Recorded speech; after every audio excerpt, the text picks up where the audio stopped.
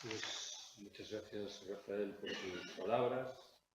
Gracias a la Universidad Autónoma de Barcelona por su invitación. Y gracias a vosotras y a vosotros por estar aquí presentes. En los 2 últimos meses he tenido, infelizmente, la oportunidad de hablar muchas veces sobre Ucrania. Y siempre que lo he hecho, he procurado iniciar mis palabras con 3 apreciaciones. La primera me obliga a subrayar que, pese a lo que acaba de sugerir Rafael, yo tengo conocimientos muy limitados para encarar esta crisis. Es verdad que he trabajado durante 30 años en la otra Universidad Autónoma de Madrid sobre el espacio ruso-soviético, pero mis conocimientos acumulados apenas me sirven de nada. Trabajé sobre conflictos en ese espacio, qué sé yo, Transnistria, Nagorno-Karabaj o Chechenia, pero entiendo ahora que son meras escaramuzas en comparación con lo que tenemos entre manos. Si alguien hace 3 meses me hubiese preguntado en lo que hace a lo que ahora nos ocupa por la figura del presidente ruso, hubiera respondido ingenuamente que era un político prudente, que meditaba de manera muy seria cuáles eran las consecuencias de sus movimientos, de tal manera que asumía riesgos menores. Con toda evidencia me equivocaba. Me hubiera equivocado también si hace 3 meses alguien me hubiera preguntado qué estaba sucediendo alrededor de Ucrania. Con certeza habría respondido que Rusia deseaba sacar músculo delante de las potencias occidentales, pero que en el mejor de los casos movería alguna pieza menor en la Ucrania oriental. Con toda evidencia me he equivocado. ¿Cuál es la segunda observación? Me parece que cuando encaramos la textura de un conflicto como este, tenemos que colocar en primer plano el sufrimiento humano. En este caso, ese sufrimiento lo padecen civiles ucranianos y militares ucranianos y rusos. Yo declaro con absoluta franqueza que estoy en contra de los ejércitos, de las guerras, de las alianzas militares y de los imperios, los de aquí, los de allí y los de en medio. Una guía que no resuelve todos los problemas, pero que me ha ayudado en estos 2 últimos meses, bebe de un viejo lema de raigambre libertaria que reza no a la guerra entre los pueblos, no a la paz entre las clases. Acabo de sugerir que no resuelve mágicamente todos los problemas, pero sirve para orientarse en un mundo muy poco afortunado como el que transmiten los medios de comunicación. Formulo la tercera y última de esas observaciones preliminares. Tenéis ahí algunas copias de ese libro que ha mencionado Rafael, Rusia frente a Ucrania. Las 2 primeras ediciones de esa obra vieron la luz en 2014, al calor de las crisis ucranianas del momento. El libro, con el paso de los meses, se agotó y el editor, creo que con buen criterio, decidió no volver a publicarlo, porque el interés por Ucrania había bajado muchos enteros. Desde hace bastantes semanas, desde antes de Navidades, ese mismo editor andaba detrás de mí para que actualizase el trabajo correspondiente. Y yo me negaba una y otra vez. Hasta que llegó el 20 de enero y tuve la oportunidad de escuchar en un canal de televisión de ámbito estatal cómo la expresidenta madrileña Cristina Cifuentes explicaba las raíces del conflicto ucraniano. Y esto ya fue superior a mí y decidí liarme una manta a la cabeza y trabajar en una actualización. El libro ha tenido desde entonces 5 ediciones más. Si tiene alguna virtud, y no seré yo quien lo diga, sospecho que se dibuja en 2 campos distintos. Por un lado, aporta una argumentación más compleja que la que hacen valer nuestros tertulianos. Alguien dirá, esto no es particularmente difícil, ciertamente. Y por el otro, proporciona herramientas para atribuir a las potencias occidentales una responsabilidad cierta en la gestación de este conflicto, en el buen entendido de que no le ríe las gracias al presidente ruso de estas horas y a quienes piensan que es una suerte de Che Guevara del siglo XXI. Entro ahora sí en materia. ¿Cuál es la primera observación que me gustaría haceros? Me interesa formular algunas ideas sobre la Ucrania de estas horas. Ucrania es un país con 600.000 kilómetros cuadrados y 46 millones de habitantes. Su superficie es un poco más grande que la del Estado español y la población es bastante similar.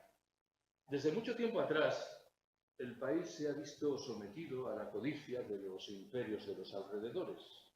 Durante siglos, los más relevantes fueron el polaco, por el oeste, y el ruso, por el este. Pero en la trastienda operaban también, agazapados, el Imperio Otomano y el Austrohúngaro. Esto que os cuento creo que tiene un buen reflejo en la condición de dos ciudades ucranianas.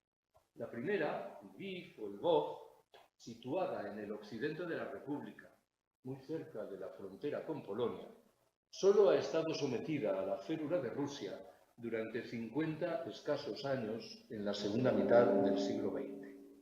La segunda, Kharkiv o Kharkov, es de hecho una ciudad rusa, situada en la Ucrania oriental, se ha visto sometida al dominio de Moscú o de San Petersburgo desde hace nada menos que 5 siglos. Bien podéis intuir que esto dibuja realidades, me sale muy diferentes, voy a dejarlo en diferentes. Os voy a pedir que acometáis un ejercicio de imaginación geográfica más y que tracéis una línea recta desde la segunda ciudad que acabo de mencionar, Kharkov, en la Ucrania oriental, y el puerto de Odessa, situado a orillas del Mar Negro, cerca de la frontera con Rumania. Al sur de esa línea se encuentra una tercera parte del territorio ucraniano, en la cual la presencia de la lengua y de la etnia rusa es notable, aunque no sea necesariamente mayoritaria. Al norte de esa línea quedan, claro, las otras dos terceras partes en las cuales esa presencia se diluye sensiblemente. Cuando trabajé en las dos primeras ediciones del libro que he glosado hace un momento, me hice eco de una estimación estadística que concluía que allá por 2014 el 79% de la población de Ucrania lo aportaban ucranianos étnicos. De tal suerte que la única minoría relevante existente en la República llegaba de la mano de los rusos, que eran un 19% de la población. Debo llamaros la atención sobre el hecho de que no sabemos si esta estimación estadística es rigurosa hoy o no lo es. ¿Por qué? Porque los dos principales criterios que pueden esgrimirse al respecto son conflictivos. El primero es el de la autoadscripción. Las gentes se definen como ucranianos, rusas o lo que queramos. El problema en este caso nace del hecho de que parece razonable concluir que las sucesivas crisis registradas en la última década bien han podido modificar las fórmulas de autoadscripción. Tendrías que dar más cerca, Más todavía. porque no se oía en el streaming. Bueno, el segundo de los criterios es el de la lengua. Sobre el papel, aquí las cosas son más sencillas. Entenderemos que son ucranianos o ucranianas las gentes que tienen el ucraniano como lengua materna y que son rusos, en cambio, quienes tienen el ruso.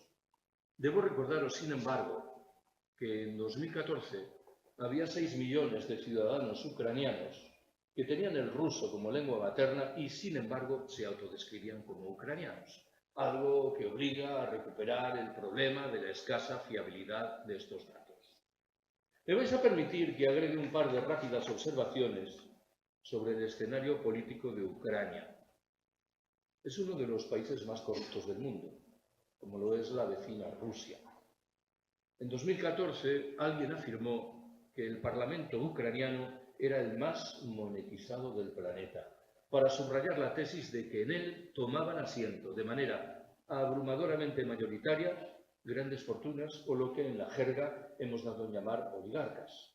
También hay, por cierto, oligarcas ucranianos, la mayoría procedentes del oriente del país, las zonas más ricas. Sabéis, y rescato el segundo dato político, que en 2004 se registró en Ucrania lo que se dio en llamar la Revolución Naranja. En los años siguientes se sucedieron en la presidencia del país dirigentes políticos que eran descritos como pro-occidentales o prorrusos. Tengo yo la impresión de que ninguno de esos dirigentes políticos podía ser plenamente pro-occidental o plenamente prorruso. Me explico. En ese año 2004 accedió a la presidencia un candidato pro-occidental llamado Yushchenko. Se vio obligado, sin embargo, a pactar con Moscú. 6 años después le tocó el turno a un candidato prorruso llamado Yanukovych. Se vio obligado a llegar a acuerdos con la Unión Europea. Esto que os cuento creo que tiene un refrendo interesante en el resultado de una encuesta realizada 10 años atrás, que concluía que había una liviana mayoría de ciudadanos ucranianos que otorgaban mayor prioridad a mantener una relación fluida con Rusia. Pero muy poco por detrás había una bolsa importante de la población que estimaba lo mismo en relación con la Unión Europea. En el buen entendido de que cuando estos dos proyectos se presentaban como antitéticos, los apoyos que recibían menguaban sensiblemente. Extraigo una conclusión probablemente precipitada de lo que acabo de contaros. La mayoría de la población ucraniana deseaba que su país oficiase de puente entre la Europa occidental y la Europa rusa. Un horizonte que ni tirios ni troyanos han permitido que cobrase fuerza.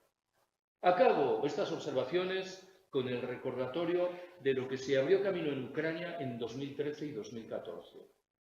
A finales del primero de esos años se registraron en las grandes ciudades ucranianas manifestaciones muy nutridas. La principal de ellas tuvo por escenario durante varias semanas la plaza Maidán de Kiev, la capital.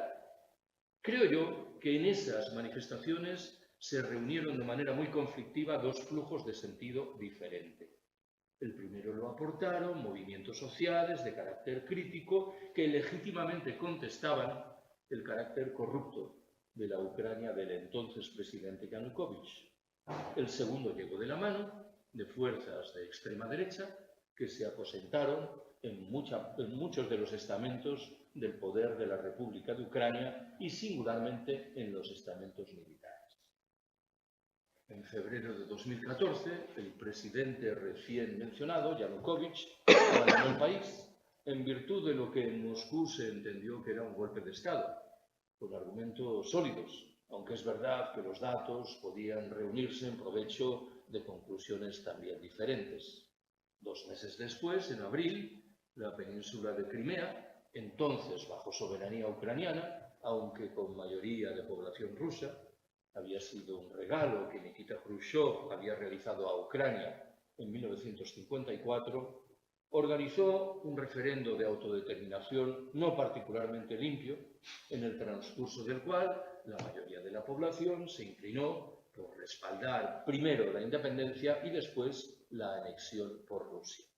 En las semanas siguientes, en fin, cobró cuerpo un sangriento conflicto bélico en la Ucrania oriental, en la cuenca del Donbass, que en los hechos ha llegado hasta hoy y se ha saldado con 14.000 o 15.000 muertos, buena parte de ellos producto de bombardeos indiscriminados realizados por el ejército ucraniano sobre la población civil.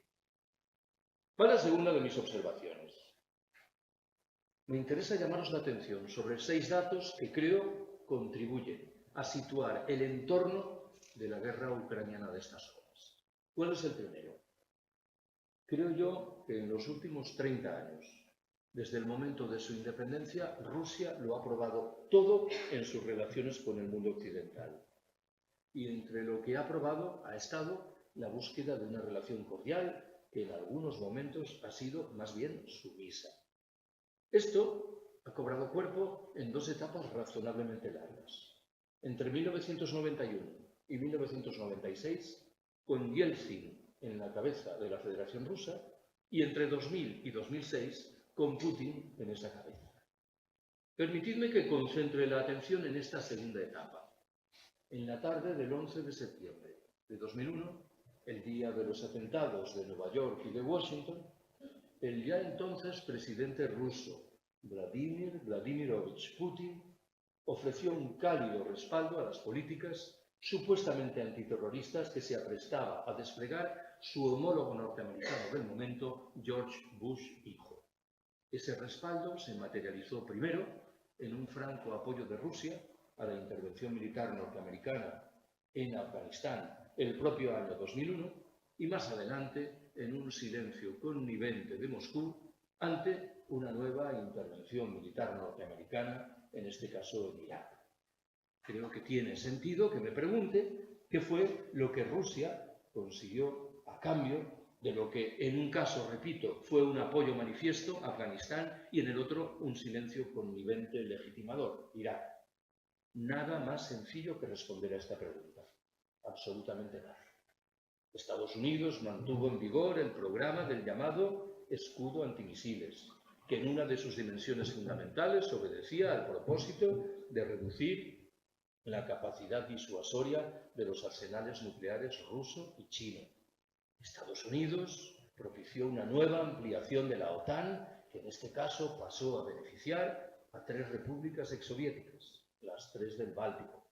Estados Unidos se negó a desmantelar las bases, teóricamente provisionales, perfiladas en el Cáucaso y en el Asia Central en el otoño de 2001 para sacar adelante la intervención militar en Afganistán.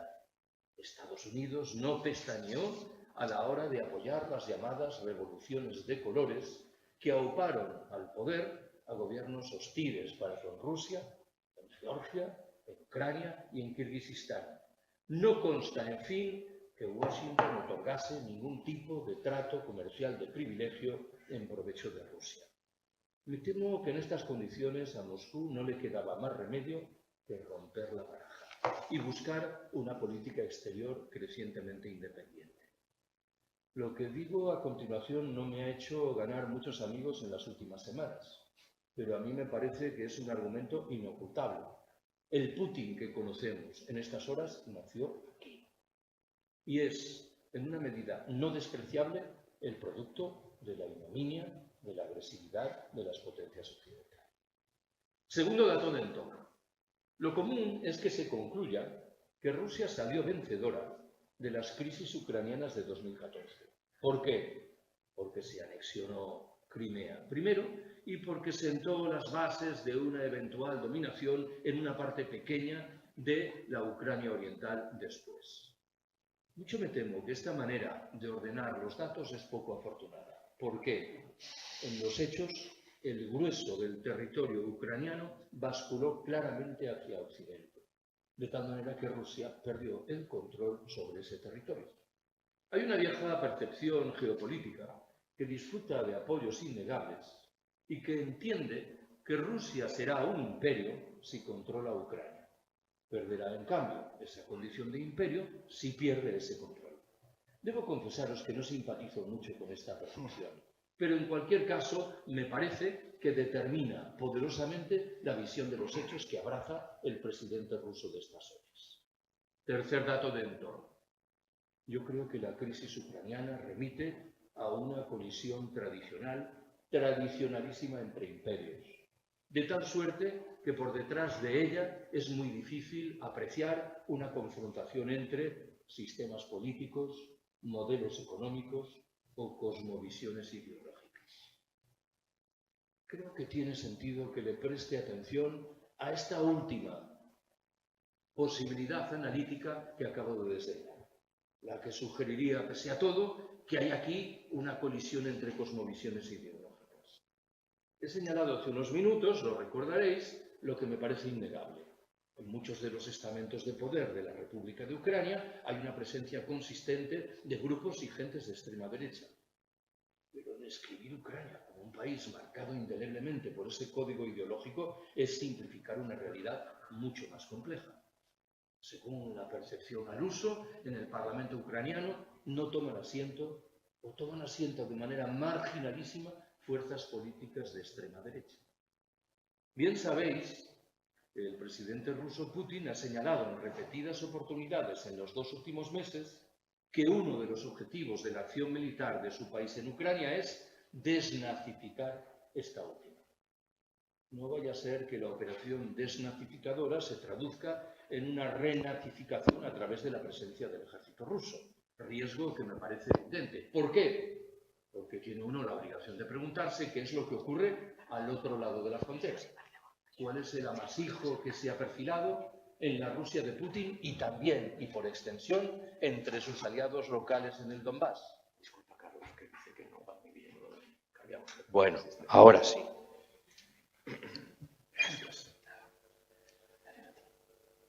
Me preguntaba, ¿cómo podríamos definir ese amasijo urdido en torno a la figura de Putin?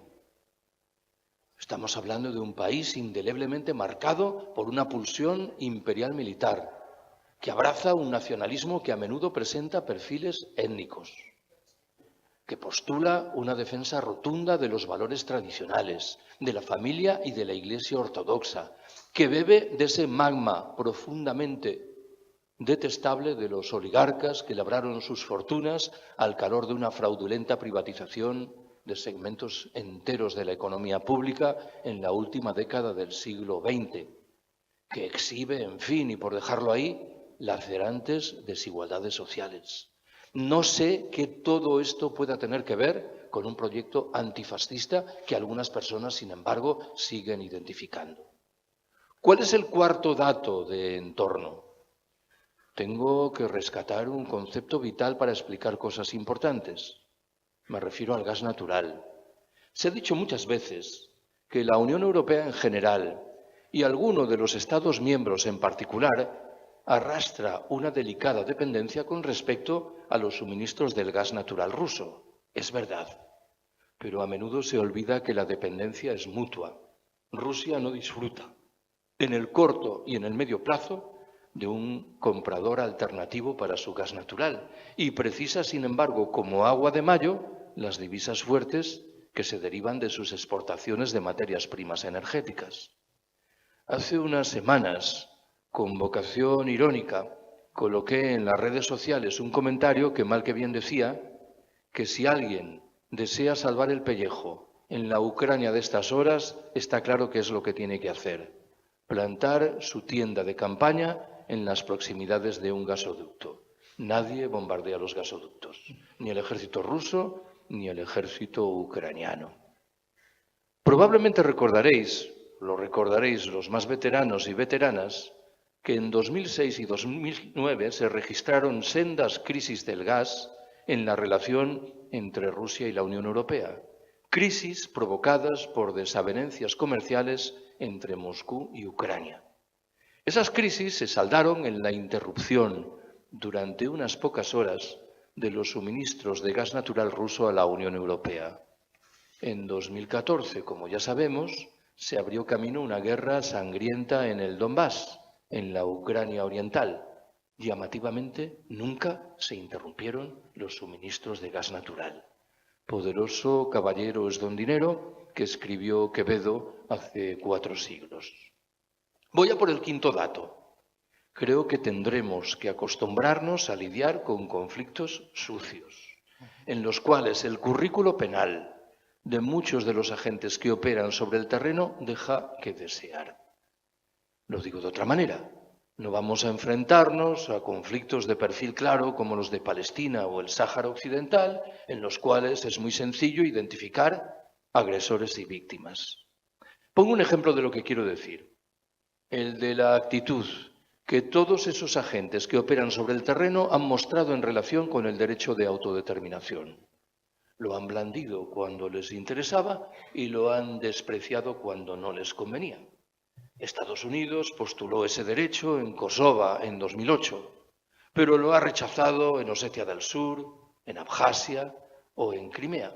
Sobre el papel, la posición oficial rusa era más consecuente. Que fuera más consecuente no quiere decir que fuera la mía. Lo que quiero subrayar es que Rusia mantenía la misma línea de conducta, de rechazo del principio de libre determinación, hasta que llegó Crimea en 2014 y decidió esgrimir ese principio en provecho de sus intereses. Menciono, en fin, un sexto y último dato, que me obliga en este caso a invocar el nombre de un país muy alejado, que sin embargo sobrevuela sobre la crisis ucraniana. Hablo de China. Hay quien sostiene, por ejemplo, que Rusia va a conseguir sortear los efectos de las sanciones económicas internacionales porque se dispone a acrecentar sensiblemente sus flujos comerciales con Pekín.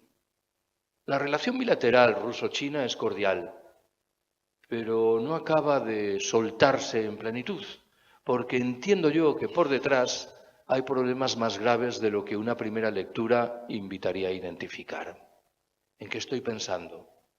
El primero de los problemas es la disparidad del tamaño de las economías respectivas. Cuando la Unión Soviética se desintegró en 1991, el tamaño de la economía rusa era muy similar al de la economía china. Hoy el tamaño de la economía china es 4 veces superior al de la economía rusa. Algo que por lógica dibuja capacidades de presión y de imposición muy diferentes de un lado y del otro de la frontera. En un segundo escalón, me parece que conviene subrayar que la percepción de las relaciones internacionales que postulan los gobernantes rusos y los chinos es muy diferente. China, en los hechos, y aunque esto rara vez se verbalice, concibe el planeta como marcado por 2 grandes potencias, Estados Unidos y la propia China, que habría reemplazado en este papel a la Unión Soviética de antaño. La percepción rusa, en cambio, más adaptada a la postración del país, entiende que en el planeta hay media docena de grandes potencias que deben buscar el acuerdo o, en su caso, la confrontación. Hablo de Estados Unidos, de la Unión Europea, de la propia Rusia, de China, de Japón o de la India. Hay, en fin, un tercer y último elemento de fricción. Os pido que os colocáis un momento en la frontera entre Rusia y China en Asia. Al norte, en la Siberia rusa, la densidad de población es muy baja. Al sur, China sigue siendo, pese a todo, un gigante en ebullición demográfica. Desde mucho tiempo atrás, tal vez desde el siglo XIX, los gobernantes rusos locales y, por extensión, los de Moscú, recelan de un incremento sustancial de las relaciones comerciales con China, que podría traducirse en la llegada sibilina de población china a Siberia y alterar delicados equilibrios demográficos. Con lo cual, al menos en mi percepción, esas relaciones comerciales bilaterales no han acabado de estallar como podrían hacerlo. ¿Cuál es la tercera observación que quiero haceros? Hace unas semanas, en una de las redes sociales, una persona que, cosa rara, firmaba con su nombre y que se expresaba con corrección, me hizo un reproche. Mal que bien dijo: las personas que estáis situadas en la izquierda dedicáis el 80% de vuestro tiempo a criticar a la OTAN, cuando la crisis ucraniana plantea otras muchas discusiones importantes. Me vi obligado a reconocer que no le faltaba algo de razón, pero tuve que defenderme, y mi defensa consistió en señalar que yo me consideraba en la obligación de hablar de aquello de lo que no hablan los medios de comunicación. Y entiendo yo que esos medios se caracterizan porque hay una censura manifiesta en lo que respecta a cualquier tipo de argumento que sugiera que las potencias occidentales también tienen responsabilidad en la gestación de una crisis y de una guerra absolutamente indefendibles. Lo dejaré claro. La OTAN, desde mi punto de vista, ha sido punta de lanza fundamental de una operación de cerco urdida sobre Rusia en las 3 últimas décadas y manifiesta a través de sucesivas ampliaciones en Europa central y oriental y del establecimiento de un reguero de bases militares en torno a Rusia, en franco olvido de los compromisos que contrajeron en su momento los presidentes norteamericanos de finales de la década de 1980 y principios de la de 1990, cuando garantizaron a Rusia una seguridad plena. Lo que digo a continuación es un argumento trivial que conviene, sin embargo, verbalizar. La crisis ucraniana se registra en la periferia de la Federación Rusa y no en la periferia de Estados Unidos. ¿Qué ocurriría si en Canadá y en México, en virtud de las razones que fueren, llegasen al gobierno fuerzas políticas hostiles a Estados Unidos y se comprometiesen a colocar esos 2 países en una alianza militar enemiga de Washington? ¿Pensáis que la conducta de Estados Unidos sería más suave, tranquila y moderada que la impresentable conducta que despliega en este momento y hora la Rusia de Putin? La OTAN es, por otra parte, una de punta de lanza importante de un activo proceso de tercermonización de parte de la Europa central y oriental. Si alguien se pregunta, fanfarria retórica aparte, ¿qué es lo que buscan nuestros empresarios en ese espacio geográfico? Responderé que una mano de obra barata que explotar, materias primas razonablemente golosas y mercados más o menos prometedores. Ni siquiera en el caso de la OTAN parece que podamos dejar de cuestionar su carácter de alianza internacional de Estados democráticos. No me voy a perder en ninguna sesuda disquisición sobre las miserias de la democracia liberal. Voy a echar mano de la convencional, que en este caso recuerda que la dictadura portuguesa de Oliveira Salazar, coetánea del franquismo, o la dictadura griega de los coroneles fueron Estados miembros de la OTAN, que lo es en estas horas la Turquía de Erdogan, responsable de un genocidio en toda regla en el Kurdistán, que lo son la Polonia y la Hungría de los gobiernos de extrema derecha, y que podría haberlo sido la Ucrania de Zelensky, que exhibe un sistema político de condición muy similar al de la Rusia de Vladimir Putin. En fin, creo que la OTAN es responsable principal de la entronización de códigos de doble moral que invitan a tratar de manera diferente a los amigos y a los enemigos, a los poderosos y a los débiles. ¿Queréis algún ejemplo de lo que quiero decir? Hace unas semanas, de nuevo con vocación irónica, coloqué en las redes sociales un comentario que decía: me parece perfecto que a los deportistas rusos se les prive de la posibilidad de participar en las competiciones internacionales. Es un paso adelante, porque con certeza, cuando Israel y Estados Unidos cometan las tropelías a las que nos tienen acostumbrados, se actuará de la misma manera con sus deportistas. Bien sabéis que esto no ha ocurrido en el pasado y doy por descontado que no sucederá en el futuro. Pero no está de más que dé una finta.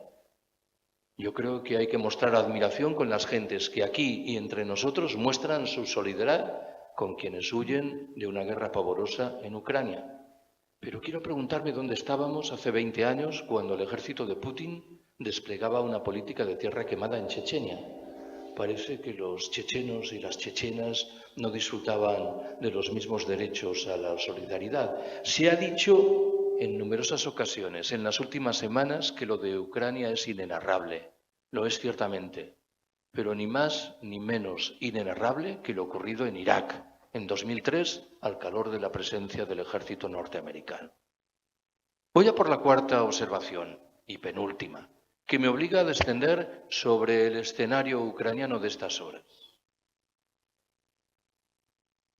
Antes de hacerlo, me gustaría glosar brevemente lo que entiendo que está ocurriendo en lo que hace a las informaciones correspondientes con nuestros medios de comunicación.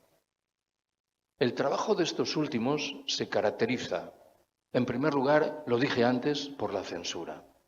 Aquellas opiniones que se atreven a poner el dedo en la llaga de la responsabilidad occidental en la gestación de esta crisis son sistemáticamente marginadas.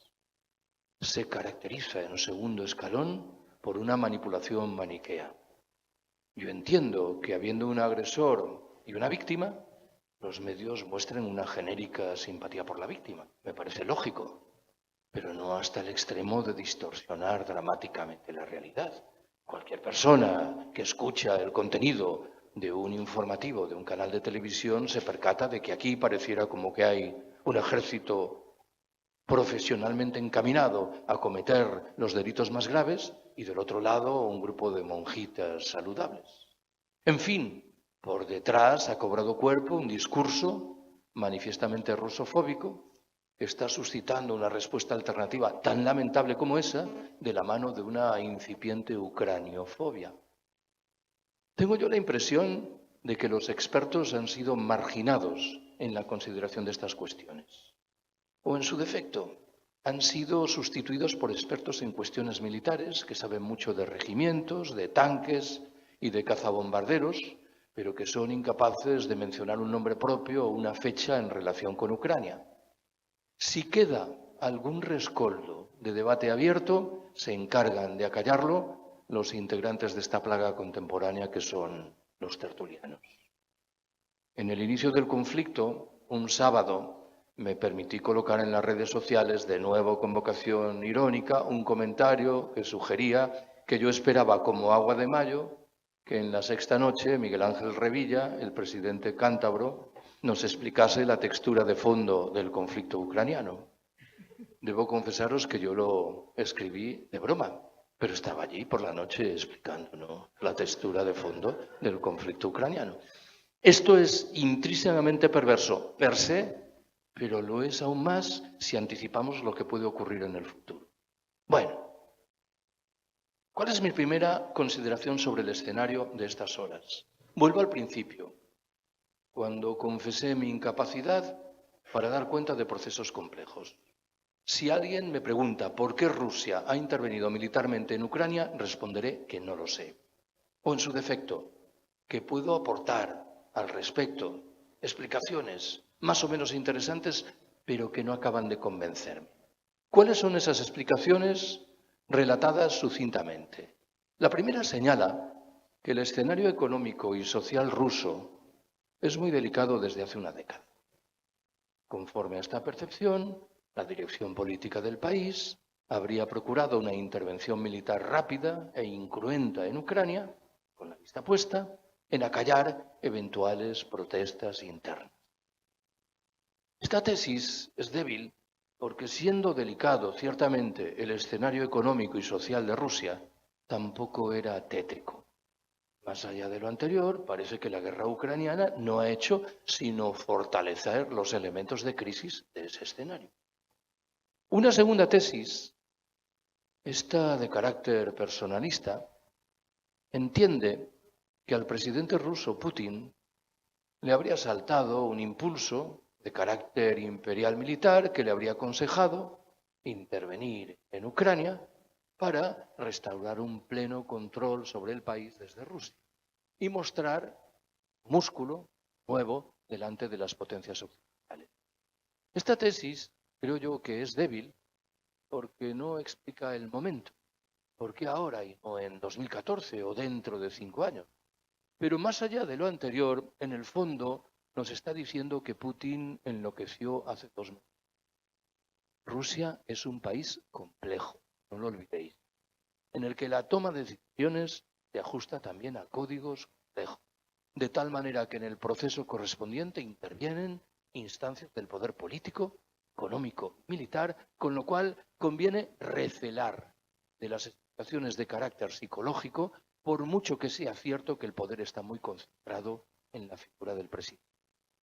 La tercera tesis afirma que Rusia habría intervenido en Ucrania para hacerse con el control de materias primas muy golosas, no energéticas, como las que atesora esa región. Esta explicación entiendo yo que es singularmente débil. A Rusia le faltan muchas cosas, pero entre ellas no están las materias primas. Sigue siendo, al menos en términos brutos, el país más rico del mundo. Una cuarta explicación, de carácter vagamente conspiratorio, considera que Moscú habría mordido el suelo que le habrían tendido las potencias occidentales, con la vista puesta en poner en marcha un proceso encaminado a desestabilizar Rusia y tal vez a acabar con el poder de Putin. Esta tesis tiene, lo repito, un carácter conspiratorio, me parece un poco osada. Indicaría que las potencias occidentales estarían asumiendo riesgos muy delicados a los que me referiré dentro de unos pocos minutos. Hay, en fin, una quinta y última explicación que no lo es, hablando en propiedad del porqué de la acción militar rusa, pero sí puede serlo de su fracaso.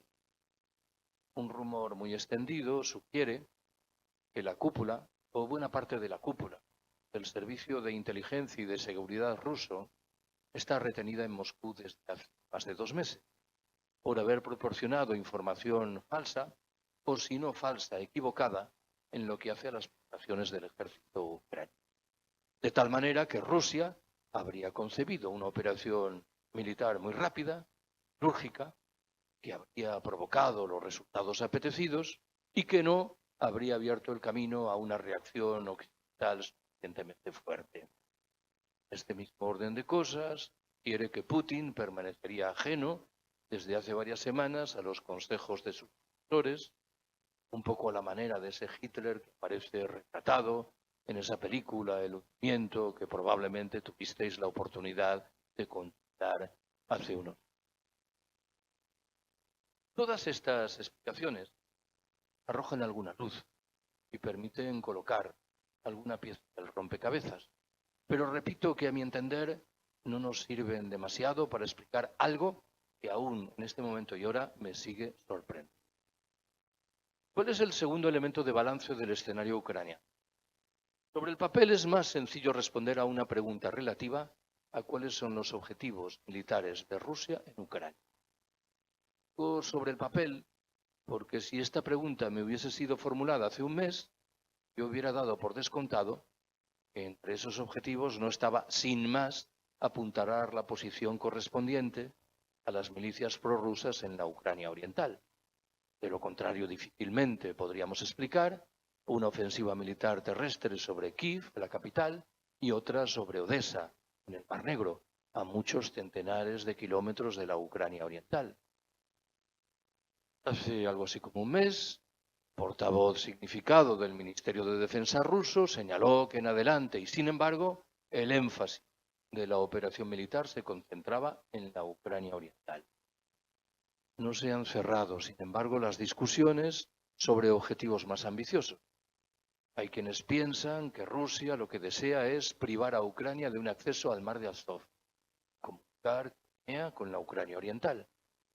Hay quienes estiman que el propósito es privar a Ucrania de toda salida al Mar Negro. Hay quienes consideran que Rusia se propondría controlar la mitad oriental del país, las tierras situadas al este del río Dnieper. Y hay quienes estiman que Rusia no ha renunciado a controlar toda Ucrania. Las pocas informaciones razonablemente solventes de las que disponemos al respecto llegan de la mano de las negociaciones que mantienen Ucrania y Rusia desde hace varias semanas. Por lo que parece, en esas negociaciones, Rusia ha planteado dos grandes demandas. La primera es que no se discuta su soberanía sobre Crimea y sobre la Ucrania oriental, en el buen entendido de que el concepto de Ucrania oriental es muy vaporoso y no está demasiado claro qué es lo que cabe entender por tal. La segunda demanda, como si todas sabéis, es que Ucrania quede configurada como un Estado neutral y adquiera un compromiso expreso de no incorporarse a la OTAN. También aquí hay dudas sobre el significado que Moscú atribuye al concepto de neutralidad. ¿Qué es lo que tienen en mente los dirigentes rusos?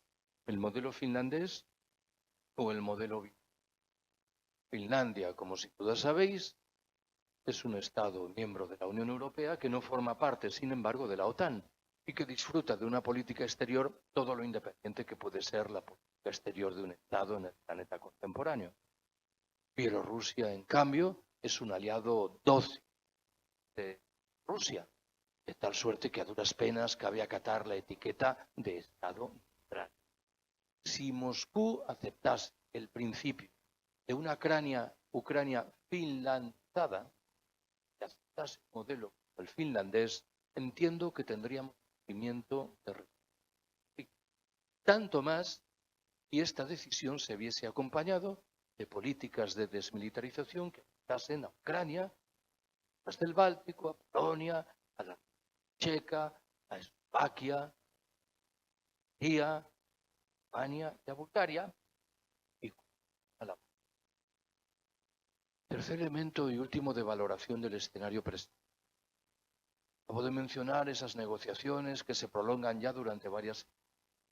Estoy obligado a formular al respecto una pregunta. ¿Qué visos tienen de conducir a un acuerdo de paz o al menos a un alto el fuego? Que son dos cosas. Mi percepción, las posibilidades son muy altas. ¿Por qué?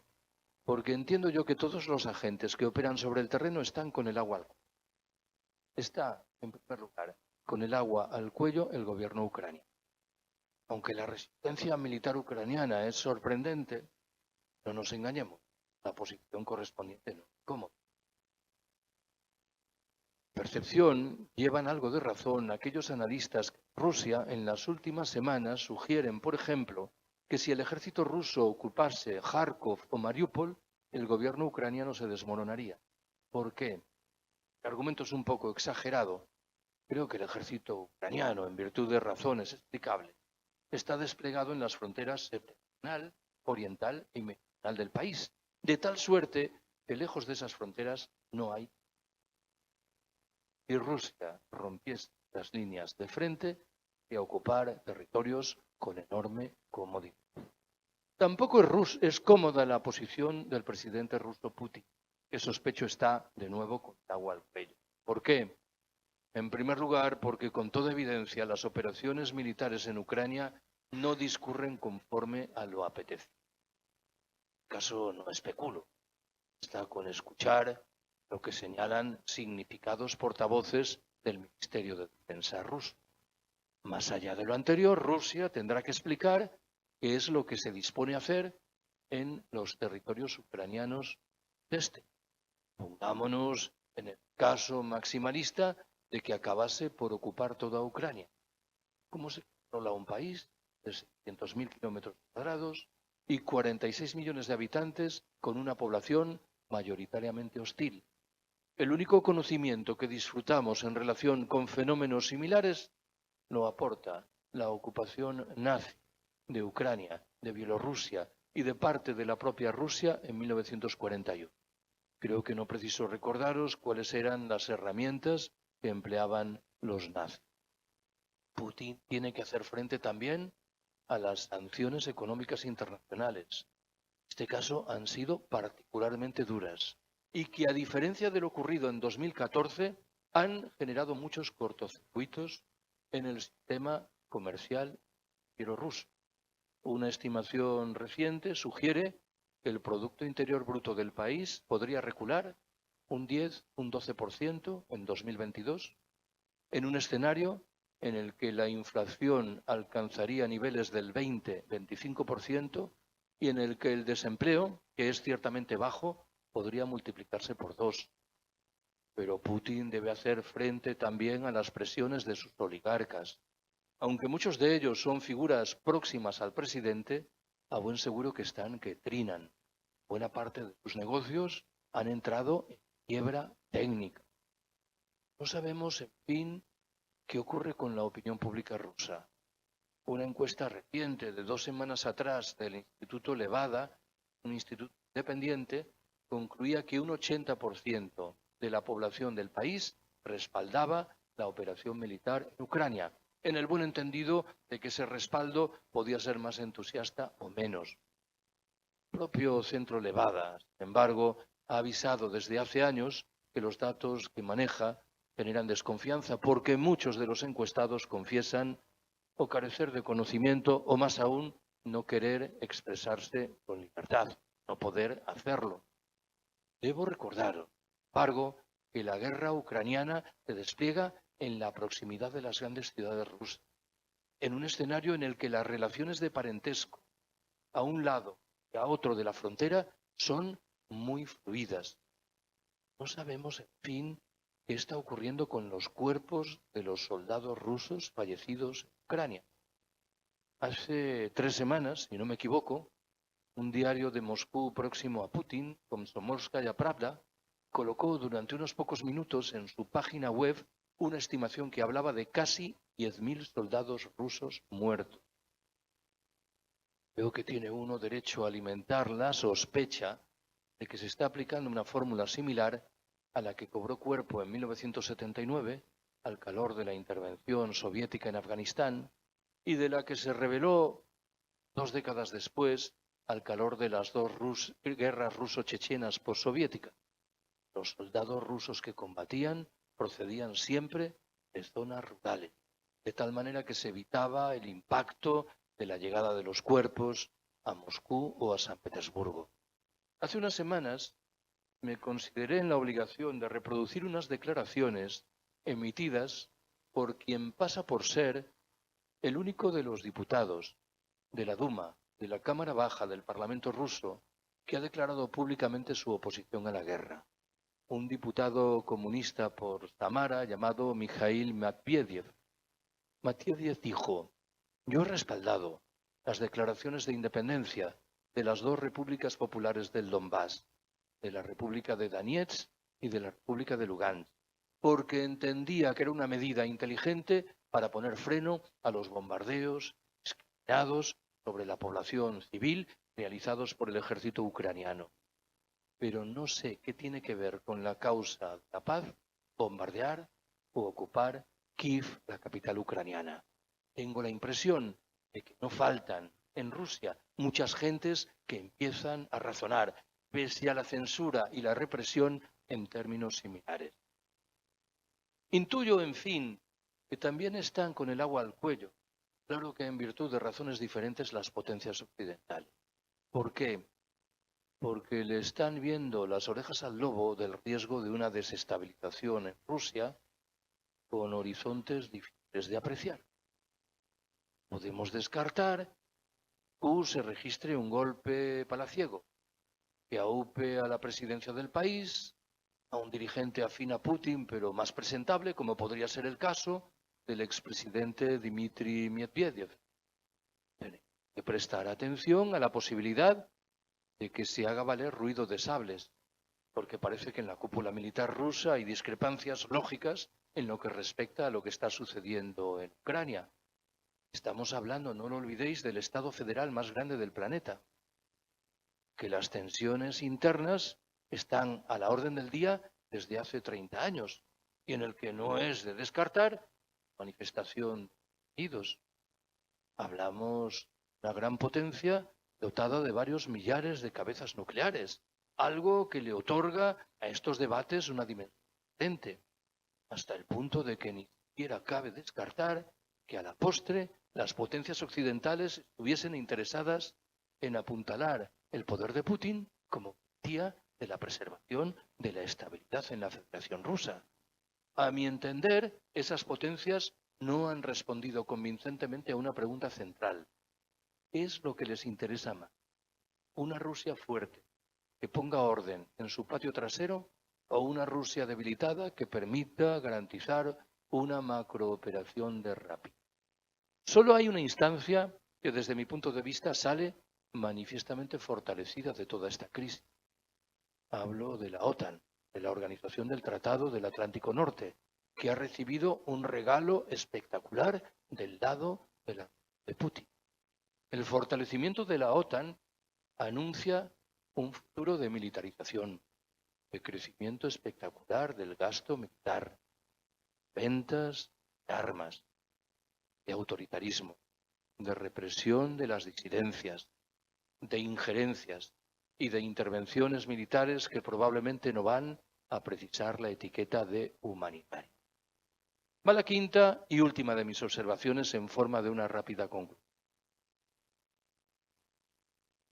En las últimas semanas he escuchado en algunas ocasiones, labios de amigos, de amigas, un comentario presuntamente halagador que dice: Carlos, tú estás en la mejor de las posiciones para analizar lo que está pasando. Has trabajado muchos años sobre esa área geográfica y llevas tiempo haciéndolo sobre conceptos como los de colapso y ecofascismo.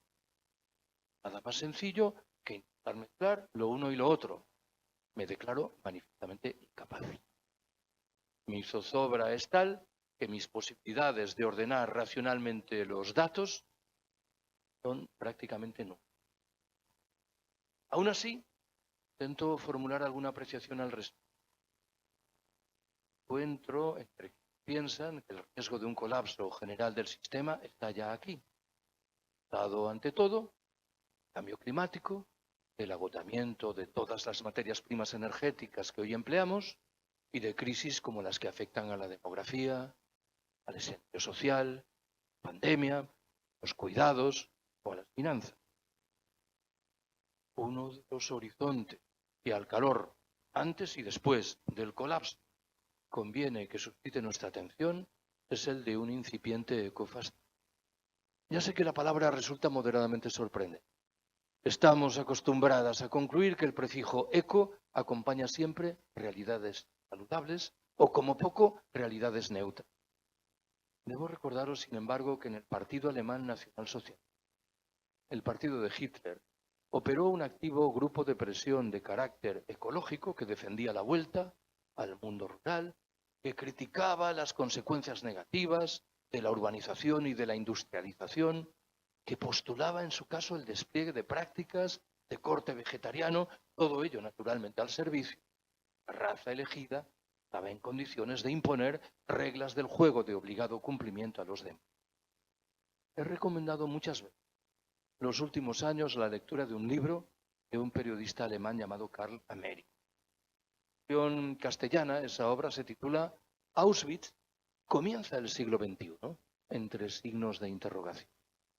La tesis principal que abraza Ameri sugiere que estaríamos muy equivocadas si concluyésemos que las políticas que abrazaron los nazis alemanes 80 años atrás remiten a un momento histórico singularísimo, coyuntural y por ello afortunadamente irrepetible. Ameri nos exhorta, antes bien, a estudiar en detalle esas políticas porque bien pueden reaparecer en los años venideros, no defendidas ahora por ultramarginales grupos neonazis, sino postuladas por algunos de los principales centros de poder político y económico, cada vez más conscientes de la escasez general que se avecina y cada vez más firmemente decididos a preservar esos recursos escasos en unas pocas manos en virtud de un proyecto de darwinismo social militarizado de ecofascismo. Creo yo que en los 2 o 3 últimos años han empezado a acumularse los datos que invitan a sopesar este horizonte y a ratificar el riesgo de un colapso. ¿En qué estoy pensando? En primer lugar, en la pandemia, de la mano de la demostración palmaria de que es posible alentar un formidable ejercicio de servidumbre voluntaria de sociedades enteras. En segundo escalón, en un puñado de noticias que nos llegaron el pasado otoño y asumían la forma de rupturas en los principales circuitos económicos, comerciales, financieros, de problemas en lo que hace al suministro de materias primas energéticas y de elevaciones formidables en los costos de transporte de las mercancías, por no hablar de ese globo sonda que emergió, no mal recuerdo, en noviembre y llegó de Austria. Se anunció que las unidades del ejército austriaco aspiraban a obtener una plena autonomía en lo que hace a la energía y al agua, con la vista puesta en hacer frente a un posible apagón general, socorro de la población civil, que es lo que suelen hacer las Fuerzas Armadas en todos los países del planeta. A esto se agrega, en fin, la guerra ucraniana, sin que, repito, yo sea capaz de incardinarla en el proceso general. Daré a señalar que no es lo mismo un ecofascismo que cobre cuerpo antes del colapso y otro que se revele después. Es obligatorio recordar que tenemos que tomar en consideración la necesidad de distinguir un ecofascismo singular de vocación planetaria de ecofascismos localizados en el ámbito de los estados-nación o lógicas imperiales acompañantes. Al margen de lo anterior, en fin, lo mismo, proceso de colapso rápido de otro ley. Si hace 3 años alguien me hubiese preguntado si creía firmemente en que se va a producir un colapso general del sistema que padecemos, habría respondido que sí, no sin agregar que probablemente yo, en virtud de mi edad, no lo iba a ver. Me parece que esta segunda aserción ya no es demasiado afortunada, y no porque yo haya rejuvenecido de manera muy rápida, sino porque los datos invitan a concluir que lo que se nos echa encima es pavoroso, y lo es tanto más cuanto que nuestros gobernantes no parecen tomar nota de lo que ocurre. Tomar nota, en este caso, significaría poner los frenos de emergencia de la mitología del crecimiento económico, redistribuir radicalmente la riqueza, de tal manera que nadie quede al margen, y apostar con orgullo por opciones de carácter colectivo. Estas 3 fórmulas, de una manera explayada, firme a la idea de que tenemos que salir con urgencia del capitalismo. Eso es lo que yo que rezaba en el fondo ese lema que invoqué al principio. No a la guerra entre los pueblos, no a la paz entre las. Gracias por haberme escuchado.